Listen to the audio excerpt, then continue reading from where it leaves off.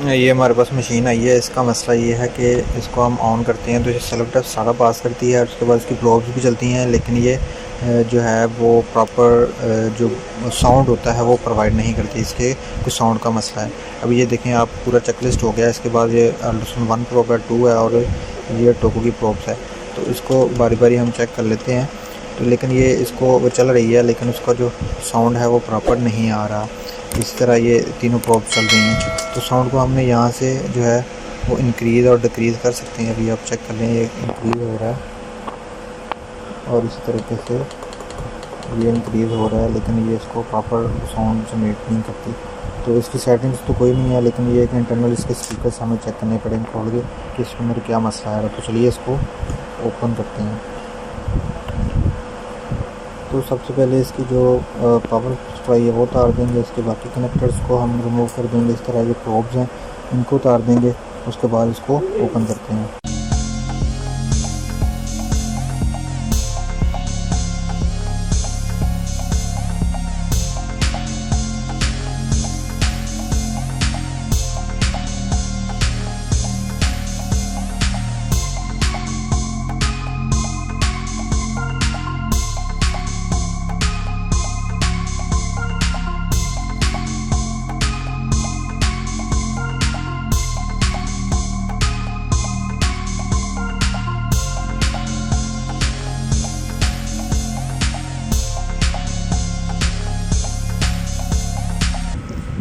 Okay, تو یہ ہمارا اسپیکر لگا ہوا ہے اور یہ اس کی وائر ہے جو کہ یہاں پہ اٹیچ ہو جاتی ہے اس کے ساتھ.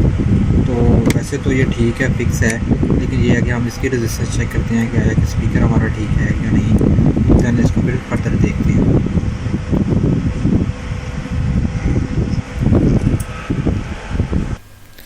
تو گائز اسپیکر کو پراپر چیک کرنے کے لیے میں ملٹی میٹر لے لیا میں نے، اور ملٹی میٹر سے اس کا جو کنیکٹر ہے اس سے ہم لگا کے اس کی ریزسٹنس چیک کرتے ہیں. اس میں یہی ہوتا ہے، اس کی ریزسٹنس جو ہے اسپیکر کے اوپر بھی لکھی ہوتی ہے، نارمل 10 اوہم یا 15 اوہم اور اس طریقے سے ہوتی ہے. تو ابھی چونکہ یہ بالکل میٹر کے اوپر کچھ شو نہیں کر رہا، میں کنٹینیوٹی پہ رکھ کے بھی دیکھ لیتا ہوں لیکن وہاں پہ بھی بالکل کوئی چیز شو نہیں کر رہا.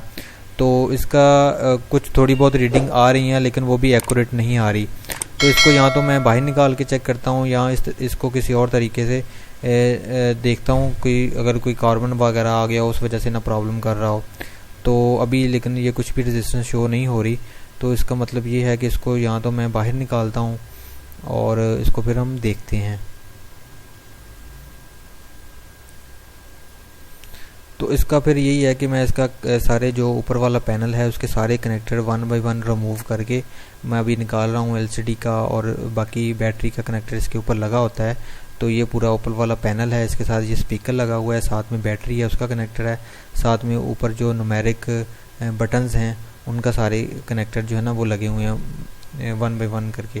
اور یہ اسپیکر جو ہے اس کو اس کے ساتھ اتار کے پھر ہم اس کو دیکھتے ہیں کہ اس کے اندر کیا مسئلہ ہے، اور ہم ٹریس کرتے ہیں کہ اس طرح کا سیم اسپیکر جو ہے ہمیں مارکیٹ سے مل جائے.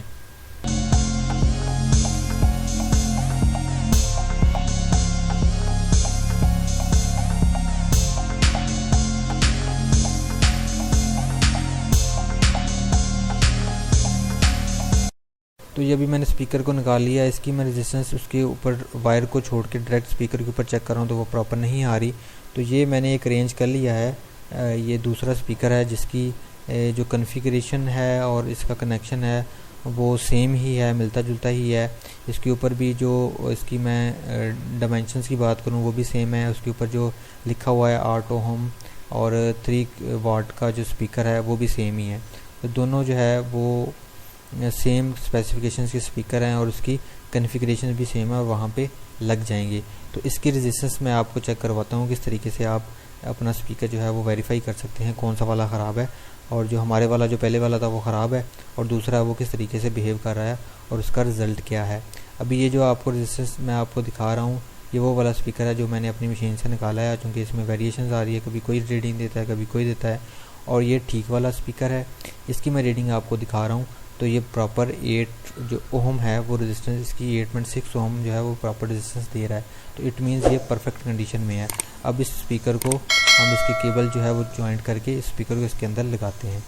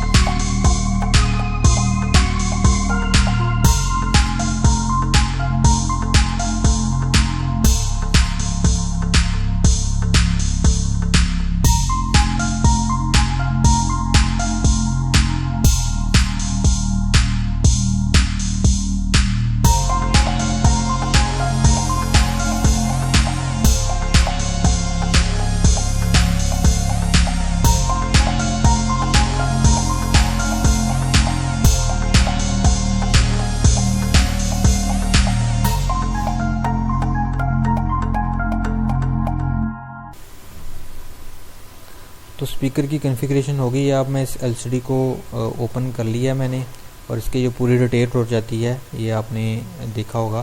اب اس کے بعد اس کی ساری کنفیگریشن کرنے کے بعد میں اس کو آن کرتا ہوں. آن کرنے کے بعد اس کا جو سیلف ٹیسٹ ہے وہ پاس کرے گی, بوٹ اپ کرے گی اور سارے ٹیسٹ اپنے پاس کرے گی, اپنی 1 بائی 1 ساری چیزوں کو چیک کرے گی. اس کے بعد وہ ہمیں بتا دے گی کہ اس کا پراپر ڈسپلے آ گیا ہے. سارے کنیکشن میں نے لگا دیے ہیں, اسپیکر بھی فٹ کر دیا ہے. اور اب اس کے بعد میں نے اس کی جو پروبس کے کنیکشنز ہیں اور باقی ایکسیسریز کے کنیکشن ہیں وہ لگا کے اس کے ساتھ ہم دیکھتے ہیں کہ اس کا جو ساؤنڈ ہے وہ پراپر آ رہا ہے ابھی یا نہیں آ رہا. تو پروبس کے کنیکشنز لگانے کے لیے یہ ہے کہ میں اس کو تھوڑا سا سیٹ کر لیا. اس کے ساتھ پروبس کی جو ہے اس میں 3 پروبس لگتے ہیں, 2 کارڈک کی ہوتے ہیں جس میں آپ ٹوئنز بیبی کا ہارٹ ریٹ جو ہے وہ میئر کر سکتے ہیں, اور ایک جو ہے وہ ٹوکو اس کی موومنٹس کے لیے ہوتا ہے.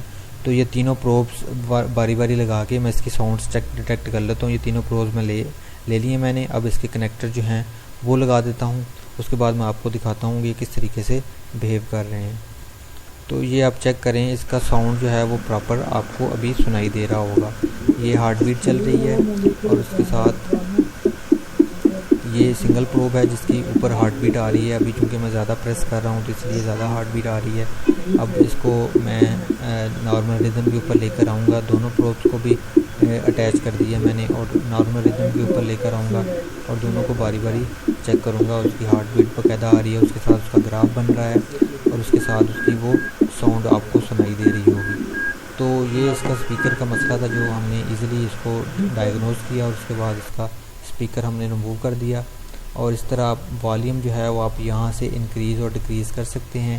یہاں پہ اپر والیوم ہے اور لوور والیوم ہے. یہ آپ اوپر دیکھ رہے ہیں US1 کا والیوم اب انکریز ہو رہا ہے اور ڈکریز ہو رہا ہے. اس طرح US2 کا والیوم بھی ہے وہ آپ انکریز اور ڈکریز کر سکتے ہیں. یہ سارا میں نے آپ کو بتا دیا کس طریقے سے آپ اس کا جو والیوم کا مسئلہ ہے اس کو آپ ڈائگنوز کر سکتے ہیں. اس کے بعد اس کو آپ چینج کر سکتے ہیں, ریپیئر کر سکتے ہیں اور اس کی سیٹنگ پراپر کر سکتے ہیں. تو ناظرین یہ تھی آج کی ویڈیو. امید ہے آپ کو پسند آئی ہوگی. اگر آپ کا کوئی کویشچن ہے آپ کمنٹ سیکشن میں پوچھ سکتے ہیں. اگر چینل کے اوپر نئے ہیں تو چینل کو سبسکرائب کریں اور بیل آئیکن کو لازمی کلک کیجیے گا. Thank you very much for watching.